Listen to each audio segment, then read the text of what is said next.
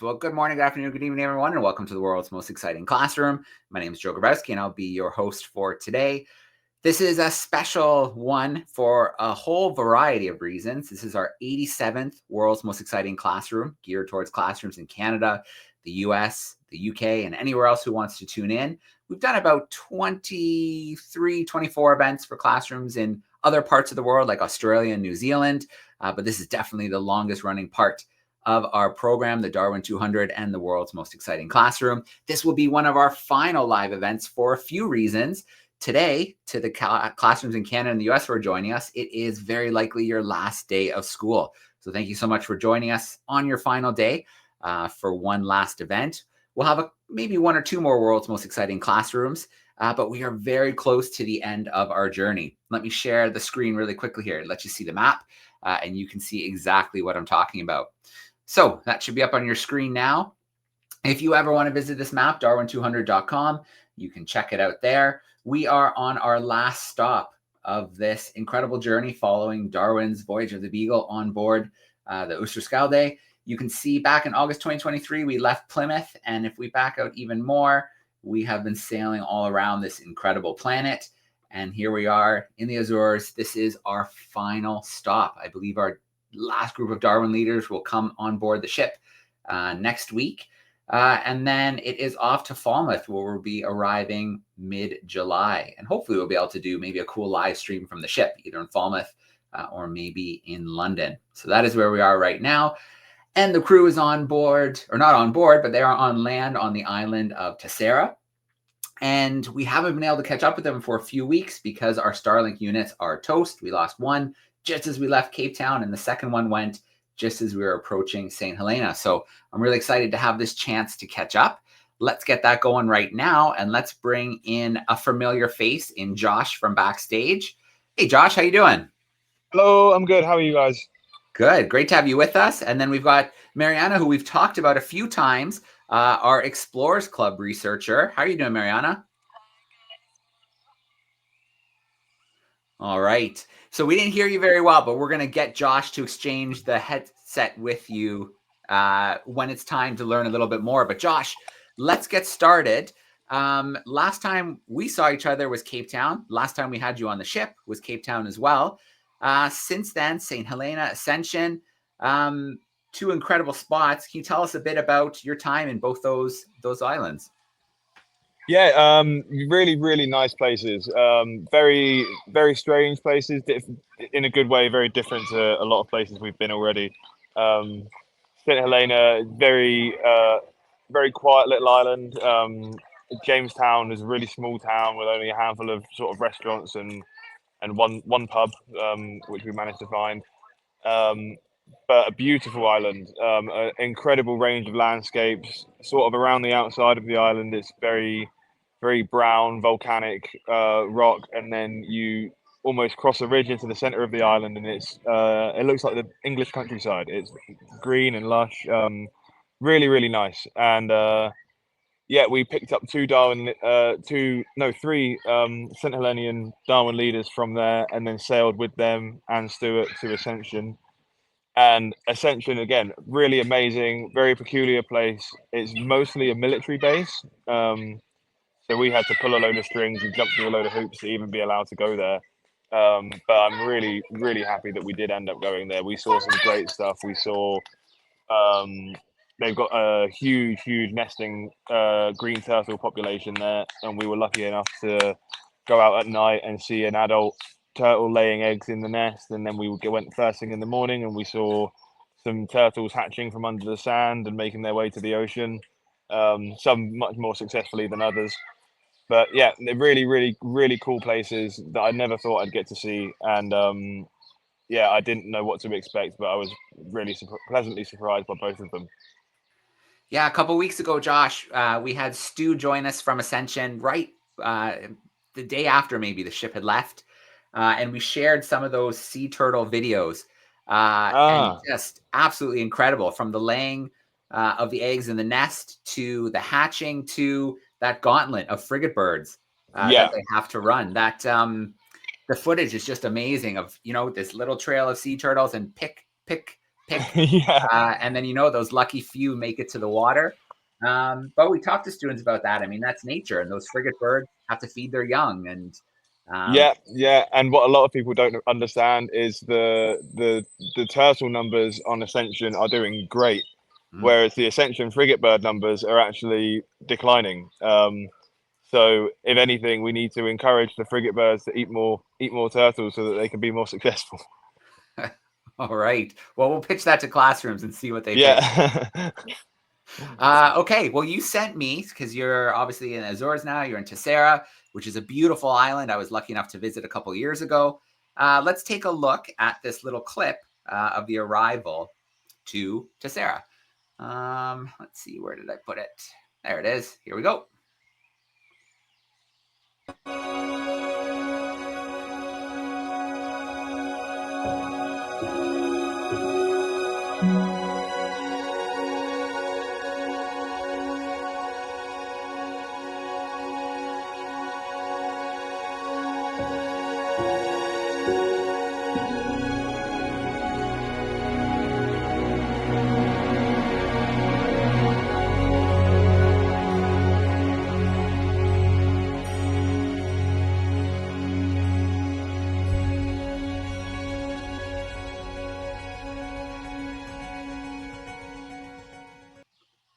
All right. Very cool. That brings back some memories.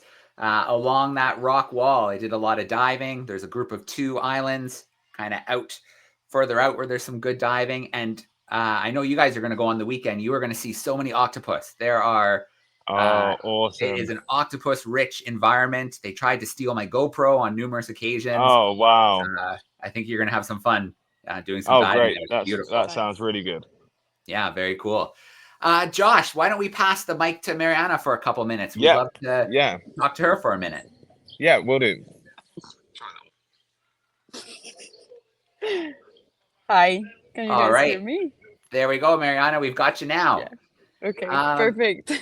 Yeah, well, you have one of the longest research legs on the journey, which is pretty awesome. Why don't you introduce yourself and tell us a bit about what you're up to on the ship? Yeah, for sure. So, hi everyone, my name is Mariana. I'm from Colombia. I was very lucky to be able to be part of this program and be able to join the ship and experience the living there and get to do some research, which is why I'm there. I am collecting some eDNA samples. To those who don't know what eDNA is environmental DNA. So it's all the DNA that is left behind by all animals or every living organism in the environment. So I can later collect it and analyze it and see what has been passing through those waters, which is pretty cool. And it's very interesting because it's like a very unique opportunity, like it's not often that someone gets to jump on a ship and be able to sail across the world, like gathering these sort of samples. So it's super interesting for science to see what results we get, and yeah, super exciting. All right, very cool, Mariana. And you're using we've been collecting eDNA on the ship, but we've been doing it with a bucket. So dropping a bucket into the water and collecting samples. But you're going much deeper. Can you tell us a bit about how you're doing it and what you're hoping to find? Yeah, for sure. So it is a bit different because I am using these devices that are able to go 200 meters down in the ocean, which is pretty cool. Like being able to extract DNA so deep is not that easy, and we managed to be able to get the instruments to do this and to test this. So it's been quite a journey to figure out how to collect it. It takes a group of 6 people to for the operation to be successful. So one of us is just telling the captain where he needs to point the ship towards, so the rope is like on the right direction.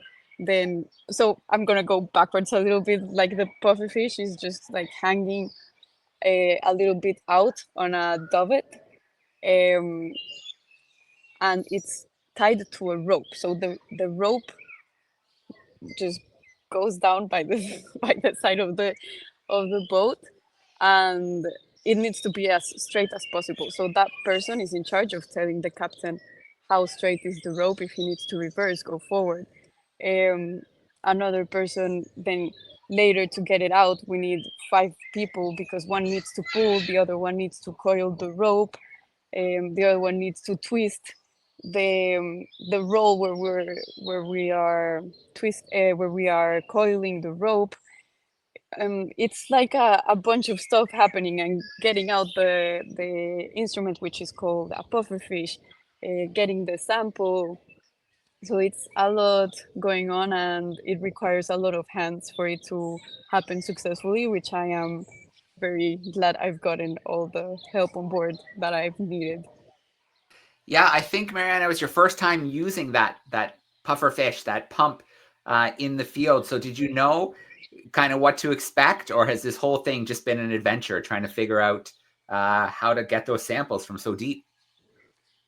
Yeah, so absolutely my first time using them. It's been a complete adventure, because I had no idea how it was gonna turn out. The procedure, I've also had no idea how how to make it work as smoothly as possible, even like on the ship, because it's not a research vessel. So it's been also a challenge to make it happen, um, and make like the research easily happen on the boat.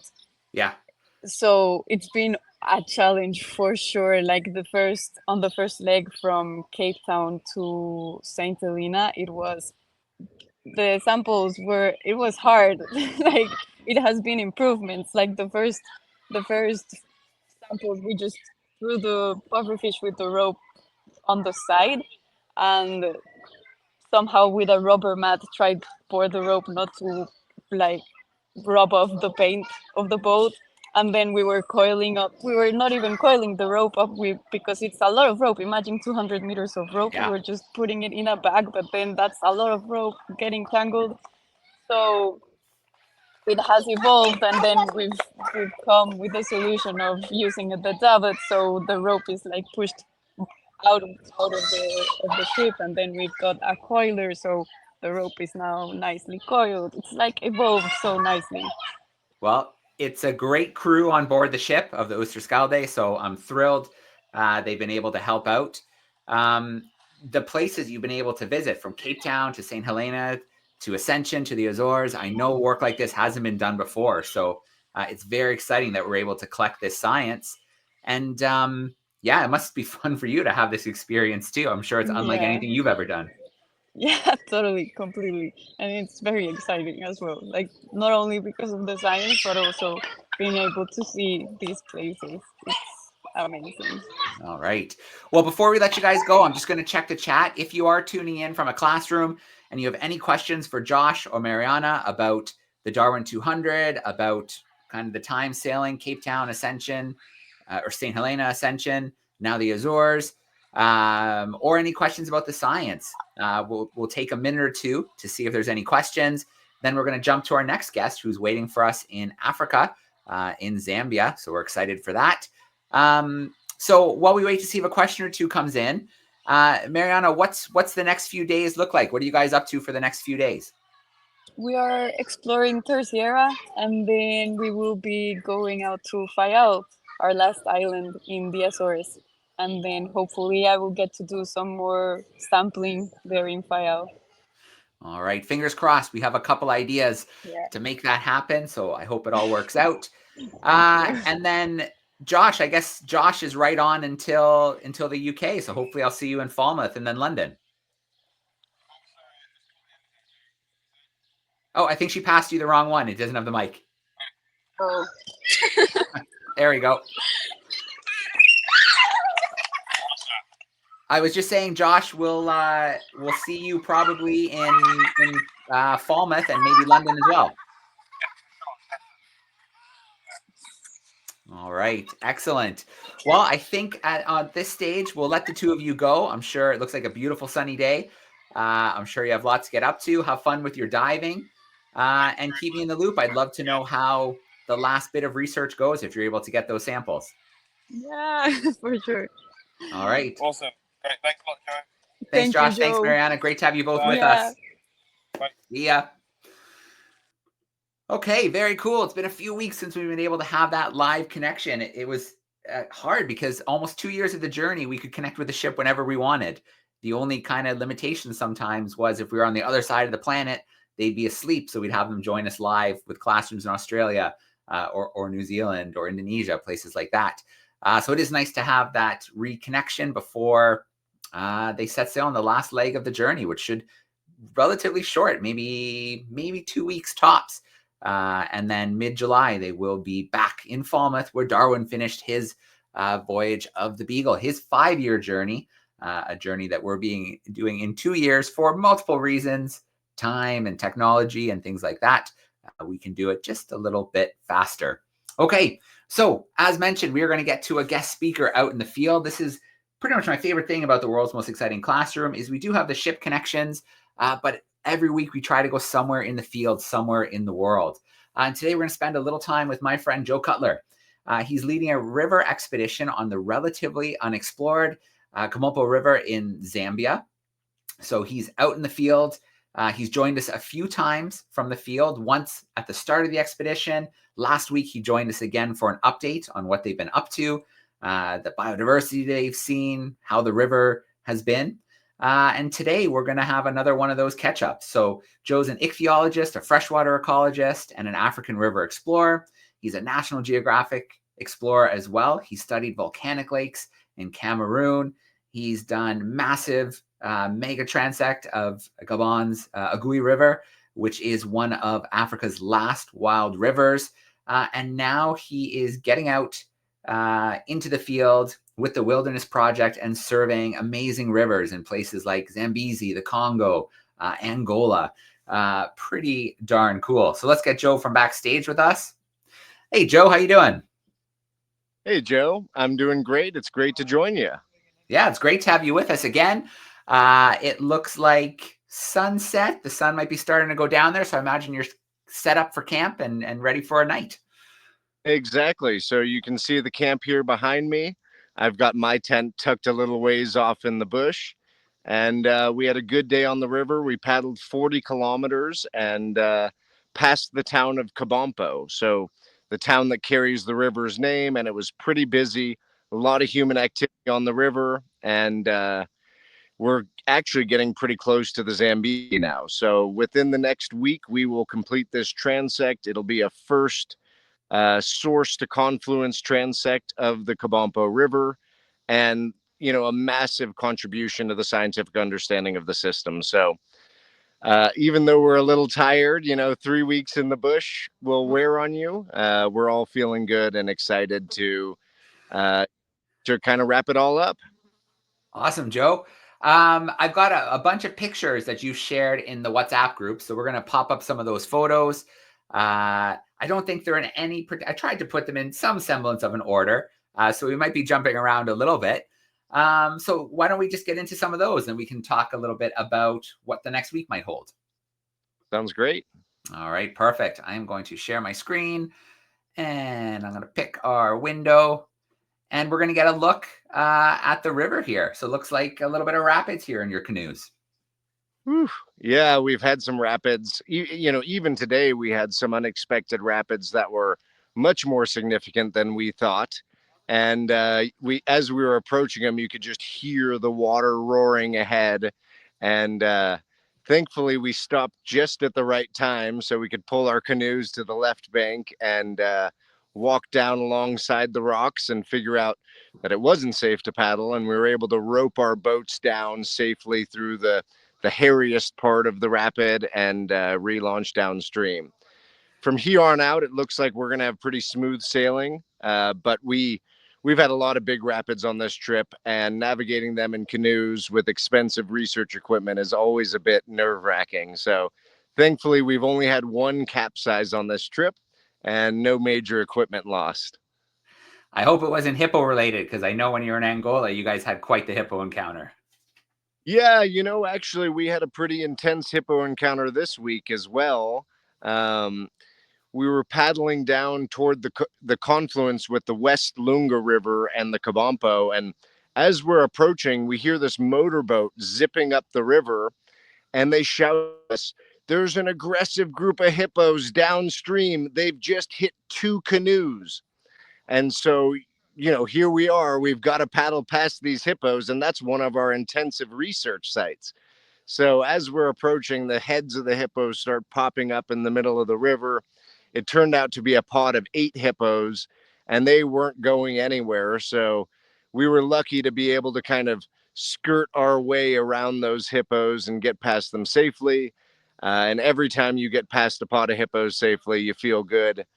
In my almost 8,000 kilometers paddling in Africa, I've only been hit twice by hippos, but twice is 2 times too many. So you always try to avoid that.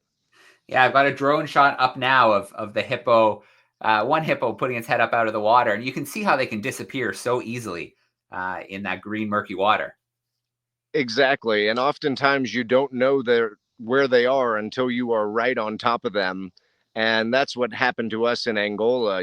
We were just cruising along, business as usual, and suddenly I see this brown mass come erupting out of the water right next to my canoe, and it hit my canoe and then hit 2 other canoes and tried to bite one of them. So that was my hairiest hippo experience to date. And fingers crossed it'll be my last scary hippo experience. All right, we support you in that, Joe. And it looks like you've been getting some successful sampling going as well. Yeah, so for me, I'm just in love with fish. It's why I do what I do. I paddle these rivers, I endure the difficulties and the discomfort, all for the opportunity to sample fishes. And we had the chance to use this really cool bit of equipment called a backpack electrofisher, which you can see in this image. And we were able to sample this waterfall and rapids area and collect 23 species of fish, at least 2 or 3 of which are new for science. So really awesome to get to bring out the modern equipment and incorporate that into our exploration that we're doing out here. It is really incredible how many fish live in these habitats, and you really don't know until you can fish with one of these techniques. So it is just a joy. It's so much fun to explore these rivers with a backpack electrofisher on. All right. And so, yeah, you were just talking about the camp in behind you. So here's an example of one of those camps. This looks like maybe a breakdown of camp. Yeah. So every day we break down camp and we set camp and we move all of our equipment. So we've got 5 canoes fully loaded to the gills with all of our stuff, all the food, all the camping equipment, all the personnel, all the research kit. And every single day you've got to load and offload those boats and pitch your tent and break down your tent. And a couple days ago, I popped a hole in my air mattress, so now I'm sleeping on the. But after 3 months of sleeping on the floor, I don't really care anymore. I'm so tired at the end of the day that I could sleep anywhere. All right, that's fair. And this looks like maybe getting ready, a little reflection before you guys get out on the river. Yeah, every day before we start the paddle, we start with a prayer. And a lot of my team members are strongly religious, and that's what you're seeing here in this photograph. Actually, this is a community leader, a chief, who's offered to give us the prayer before we head downstream. And it's always nice when we can involve the local community in our work and especially get their blessings for the team, because it is dangerous work. Every day we take risks that could result in injury or worse. So it's important to get all the help you can as you move down these rivers. Absolutely. And here we go, getting onto those rivers. Joe, what's that behind you? That looks like a new device. Yeah, so that is an ADCP, acoustic Doppler current profiler. And that is just about the most expensive piece of science equipment I've ever used in my life. It is like this incredible, almost like a sonar setup. And it is measuring the depth of the river, but also the velocity of the water. And it allows us to understand how much water is flowing out of these rivers. Now, for a river like the Kabompo that's relatively poorly studied, we don't really know where the water comes from in this system. So we use this machine to measure every time a river's entering the Kabompo. We'll then measure the tributary as well, and that allows us to calculate percent contribution of those different rivers to the Kabompo. Surprisingly, actually, a couple days ago at that West Lunga site with all the hippos, we actually found that more water was flowing out of the West Lunga than out of the Kabompo. So, at least in this season, in this year, the West Lunga seems to be a more significant contributor to the overall flow of the Kabompo. And this is really important for this river system because the Kabompo is one of the most important tributaries of the Zambezi. When it reaches the Zambezi, it contributes about a quarter of the water for the Zambezi River, which is a lot of water when you think about, how big the Zambezi is. It's one of Africa's and one of the world's great river systems. So for the Kabompo to be contributing a quarter of that flow, it's a really important system, and that's why we want to study this river. All right. Well, let's zip through a few more pictures out on the water. There's a nice drone shot of you. Is that the full crew? 5 canoes? 1, 2, 3, 4, 5? That's the full crew. We've swapped team members a few different times. Actually, right now we've got a couple representatives from the Zambian Department of Fisheries who have just joined us, and they're going to stay with us for a few days. But we always like to have the flexibility to incorporate different team members as we go downstream, people who have different interests. As we went through the West Lunga National Park, we had rangers with us. And now as we're getting into the more heavily populated areas and the more heavily fished areas, we've got representatives from the Department of Fisheries. And it's really great to be able to share this adventure and the access to these really remote areas. There's no way to get here other than by boat, and there aren't very many boats going down this river. So beautiful paddling. It's been spectacular. It's been one of the more beautiful rivers I've ever paddled in Africa. So anybody looking to set up a paddling adventure, I would highly recommend the Kabompo. All right. And these next couple of pictures, Joe, are a little more science. Yeah, so in this image right now, we're using a depth sonde. So the Kabompo is, at least according to Wikipedia, the second deepest river in Africa. Somewhere, someone said that there was a spot in the river that was 113 meters deep. That's over 300 feet deep. So every time we get to a spot that seems like it could be deep, we're measuring the depth just to check. And if we find a deep spot, then we're going to bring out that ADCP for a full measurement of the river. Up to date, the deepest spot we've seen is 12 meters. So a far cry from 113, but who knows? Maybe over the next few days, we'll find a super deep hole and we'll find that the Kabompo is truly the second deepest river in Africa. I'm not holding my breath, but I would be thrilled to find it. All right. This looks like maybe some water sampling. Actually, this is eDNA. So your past guest about this as well. So we're also doing environmental DNA work. And it's a really valuable technique because, pretty much anybody can do it.